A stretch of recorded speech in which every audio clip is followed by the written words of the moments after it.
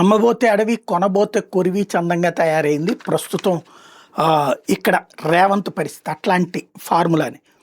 ఇప్పుడు 10 మందిని అనర్హుల్ని చేస్తేనేమో ఎన్నికలు 10 చోట్ల నిర్వహిస్తే ఒక 4 పోయినా పెద్ద దెబ్బే. 10 మందిని గెలిపించుకోవడం అనేటటువంటిది అసాధ్యమైన పని.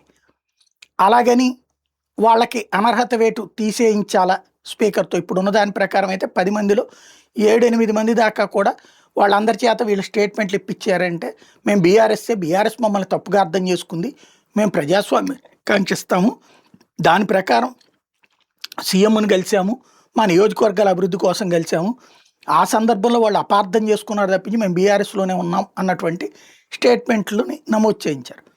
వాళ్ళది అట్లాగే వాళ్ళ మీద అనర్హత వేటు కాకుండా వాళ్ళ మీదన బీఆర్ఎస్ ఇచ్చిన కంప్లైంట్ని తిరస్కరించవచ్చు. ఈ నెల రోజులు తిరస్కరించే అధికారం స్పీకర్కు ఉంటుంది.